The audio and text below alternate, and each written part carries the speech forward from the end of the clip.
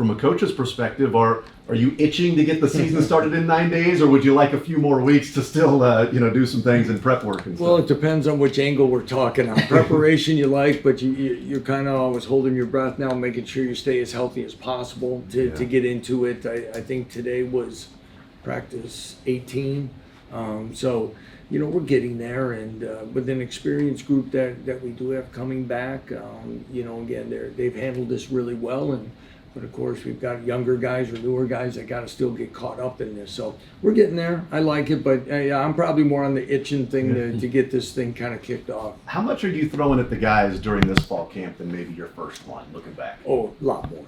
A lot more. We have, especially, even though it's been a little bit of transition, of course, with Jeff Grimes becoming the offensive coordinator, Leipold also taking over as offensive line coach. But we have so much production and returning snaps on the offensive side that it's kind of allowed us to kind of keep going and growing these last few years with the amount of players returning. So that's kind of been it. On the other side of the ball, it's kind of been the same as, we lost about half the starters, so it's a little bit more maybe incremental there, but and probably have a chance for maybe some younger players to be in the two deep and rotational wise as we go through this early part of the year. But all in all, we continue to modify our fall camp. We try to condense the day best we can and get them out at a decent hour, get them in here probably earlier than maybe some, but I really like the way this camp's played out. Lance Leipold is our guest. There is I mentioned number 22 in the land. So there's a lot of excitement and optimism around this program. And I think we used to be 122. I mean, honestly, like that's, and that's sort of what I'm wondering, from winning 2 games, a couple of years ago to now preseason top 25, like, is there a different message from a coach's perspective that you've got to present the team as the praise and recognition is coming in before you get the season going on and they see their name up there? Is there a different message and a different way to sort of be around the team now? Reminders, I think, is probably best. We've talked about, I've tried to, guys, balance this a little bit for them, because this program is, went through some pretty tough times, a decade plus worth, and there should be some pride in where we're at and feeling good about that. And that should help build confidence. But we can't let that eke into complacency. And there's that bottom of, okay, we got this, but you still got to go out and earn it. And people will forget about you pretty quickly if you don't play to your best. And this conference has shown that week in and week out, it's about matchups and opportunities and who's going to play well, and for us to do that. So the message has probably changed a little bit because, you've got to still take care of the things, but you got to do it with the same type of work ethic you were doing before. And also on that, there were times in our first season when we were 2-10, probably more like when we were 1-8, 1-7, that we talked about certain things and doing things a certain way. And I told them, and I stood for them on a Monday once and said, now guys, when we become a 9-win team, we're going to say the same thing about what that process is. So win or lose, it doesn't matter. You still got to take care of these things fundamentally. Don't beat yourself, all those things. So we've tried to stay consistent, and I think that was one of the things that, through a 6-win season and a 9-win season that the upperclassmen have embraced has been the consistency in which they've been coached and expectations. Is this the path you envisioned when you took over a 0-win team? You look at all these analytics, and KU now top 10 and a lot of chances to make the college football playoff. Let's worry about Lindenwood. What did you envision the path would be when you took over that? You know what? Again, I've tried to be stay in the moment type of thing, and all of a sudden it's like, wow, that probably year 2, and we're rolling pretty good at 5-0, and then Jalen gets hurt when College game day's here. There's part of this is, I kind of refer to this, probably listeners have heard this before. I'll never forget when we played Duke that year, and that was game 3, I believe, and it was our first sellout. And Matt Gildersleeve, our head strength coach, right before kickoff, he kind of comes up to me and all that, and he goes, "Can you believe this? That we could go from where it was to that quick of even getting a sellout." and to see where this has kind of really gone has really kind of been special. But then in the same breath, guys, we left a couple games on the table last year that could have gone our way if we just kind of go. So, and we talk about it a lot. The difference in a lot of football games are 3 to 5 plays. Whether, 3 to 5 could be early in the game. Quarter, yeah, and there's been some that our fans can point to right there of certain ones that if it goes a different direction, it could have been better. But, I always remind them that they don't remember when we got the fumble against Oklahoma and they could have ran out the clock and all those. So it is, and that's what's really neat. But I didn't come into this job. We did not come in as a job saying, year 1, 2, 3, whatever. And mainly because it was such an odd hiring time. Yeah. So you really, I always kind of joke with Travis Goff because he kind of said, well, the first year doesn't count. It's kind of a year 0. I go, that's funny. They still talk about it being on our record. So, it does. And people, it does count. And nobody outside of this building cares if you came in May or December to get the job. You still were kicking off in late August. So to look at where it's gone and where our players have and on the outside, not just on the field, but the commitment from the administration, our fan base, to do what we're doing facility-wise is really remarkable. How difficult is it to get a buy-in from the players then? You come in and the situation was so unique there, but we talked with Jalen Daniels a little bit earlier, and he talked about that, getting to know you, and it's one of the most honest coaches he's ever been around, the most honest coach he's ever been around. And Coach Grimes comes in and he says that, it's like a month before we start talking football. He's like, what about your family? What about you? What do you like? What are your interests? How difficult is it to get a buy-in and to try to show them that this vision can work? It's not just lip service. Like, if you guys do these things, we can be successful here at this program, even though that hasn't been there, anything tangible that you can hold on to. It's case by case because obviously some didn't stick around, and I'm probably on the more experienced side in this realm of college football career-wise, I guess. And so that it takes time, and today's young men, sometimes trust is hard, and for them to understand. We switch from afternoon practices to morning practices, and I look back after about a year and a half. That might have been one of the bigger things we were able to accomplish because we told them we were going to get in and do our work and try to make their day more manageable. And when they really saw that we were true to that, I think that helped us with buy-in. And when we told them if they didn't do things, they were going to be held accountable. And that means being to class on time and getting stuff turned in and other little things that are daily expectations. Because all we told them is, if you really want to be a pro, you got to act like a pro. You got to take care of your business, your daily tasks, all those things. Pro could be outside of football too, really, because we got to learn responsibilities. And I think when they saw that, and it wasn't really negotiable, so to speak, but at the same time, like Jalen said, I tell them is that fortunately, unfortunately, whatever. I said life is not a highlight film. Okay, you don't get to pick and choose which ones you get to put on Twitter because you really like those plays.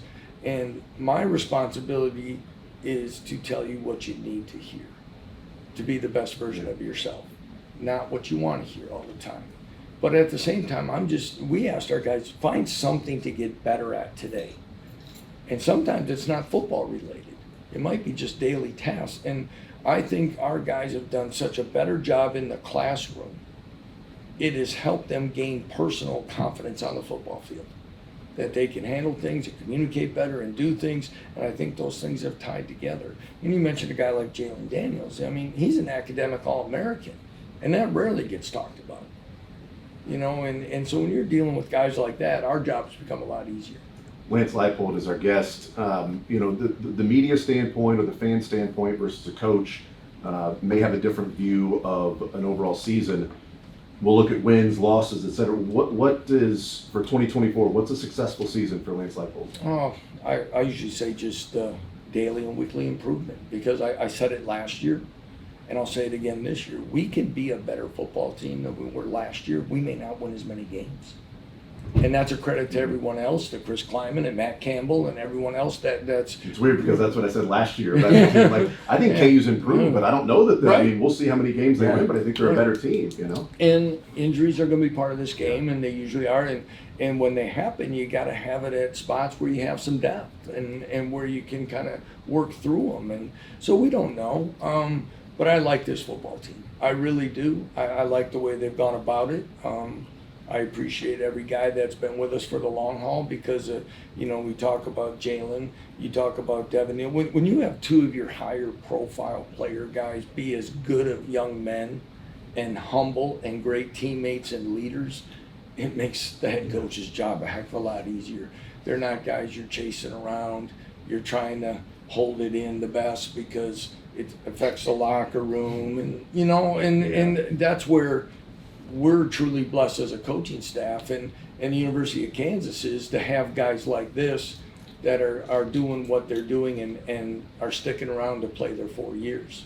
Lance Leipold is our guest, and we've mentioned a couple times the number 22 team in the land preseason. As the program has grown and as you know the name is out there and your name as head coach is out there, recruiting has been a little bit different too. Do you have a story or example of when you sort of felt like it was a little bit different in the recruiting from your standpoint?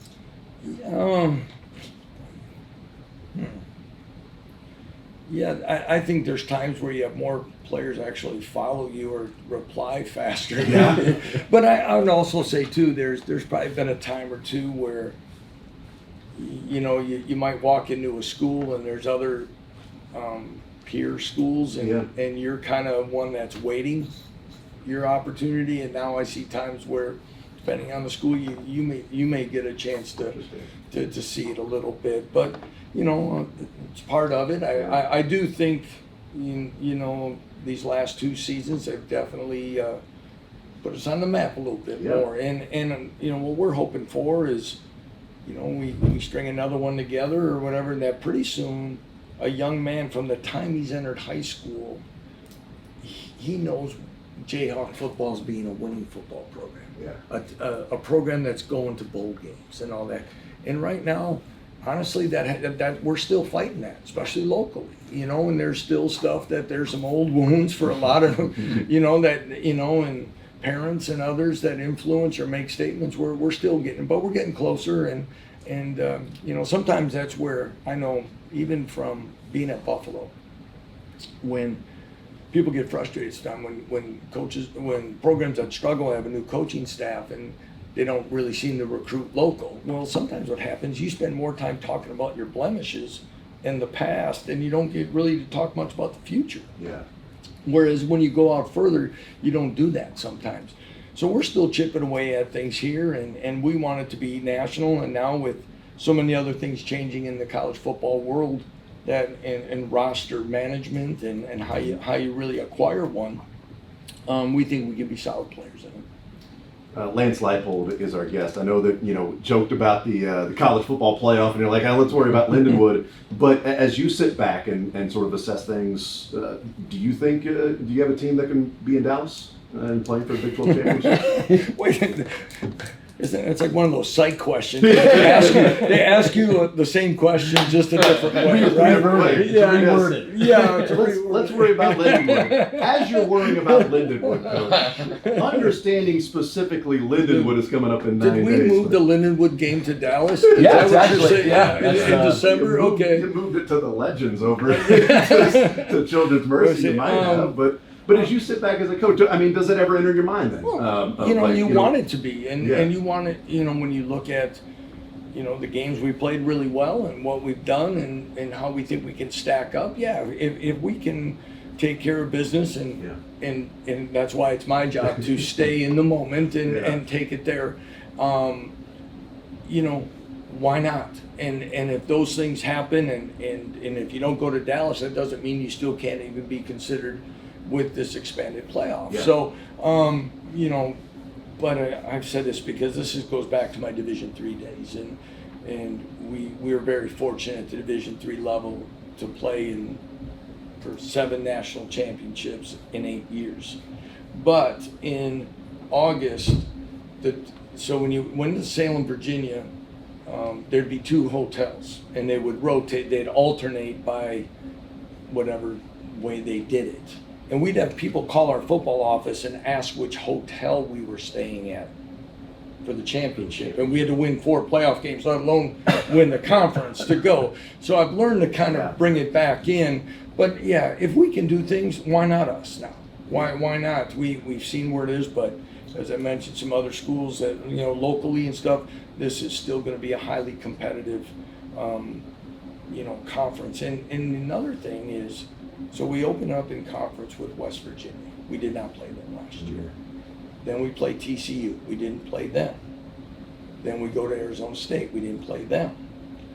Then we have Houston. We didn't play them. We played them 2 years ago. And then we still have Colorado and Baylor that we didn't play last year. So the conference is so different. And the other thing, I don't know if it's going to make a factor, but how does your team respond to traveling out west and coming back versus east and coming back? And what's the next week's game? And do they give you an 11 o'clock kickoff? Do you have these night kickoffs? And are your kids rolling in back into town at 3 in the morning? Those are the underlying things about how you handle it and where you're at. And, it's a new realm of college football that's going to make it exciting as well. How have you adapted to this whole new landscape? I mean, it's been quick. Like, it's not been a year over year. It's been a quick transformation, obviously with the NIL as well. How have you adapted to this? Well, we went back and said, I got the job about May 1st. I think by June 1st is when NIL and the transfer portal started, so that changed. And then Bob Bowlesby was sitting in the office with me, and he'd made a courtesy visit. And when he got on the plane to leave, that's when Texas and Oklahoma announced they were leaving. And then we brought in the other 4, and now we brought in 4 more. So it's been nothing but change really since we've arrived in Lawrence. And again, part of it is you control what you can and stay focused there. I kind of mentioned some of the time, even whether it be a Whitewater or whatever, is the cool thing about playoff football was a lot of times you play somebody different. And that's part of this. When you get prep, we get the film, we have expanded staffs that can help with breakdowns. You stay the course, and it's the new world we're living in, but it's exciting. And I think once a few things kind of level back out of what it's all going to be, I think college football will be in a great spot. You ever played a football game in a soccer stadium before? No, I have not. Not yet. Not yet. I just said in my press conference that we just finished was, I really think our game in Phoenix last year in the bowl game will help us. We did get a practice there, and getting dressed in a baseball locker room versus the size of a football locker room, the walk, the hallway. Yeah. There's some of that I think will our guys have persevered through this project here on campus really well. We're just excited for the chance to play. Lance Leipold, head coach of the Kansas Jayhawks, 2 wins to 6 wins to 9 wins, which means the math says you got to win 12 this year. So go ahead and count on a 12-win season for Lance, or it's a failure. I mean, or you've gone backwards. Thanks. Yep. If you go from 0 to 2 to 9 to then 9 or less, failure. Totally. I mean, then you're not moving forward anymore. Hey, I ripped the over. I ripped the over. So that $5 should. I'm just saying. $5. It's gonna hurt me. So when you're getting to win number 9, think of Sterling. Okay. Think of me. All right. Yeah. Lance, thank you so much for stopping by. Best of luck this year, and it should be an absolute fun season ahead. It will. Thanks, guys. I appreciate it. Once again, thanks for coming here to do it, and appreciate all you do for our program. Rock Chalk.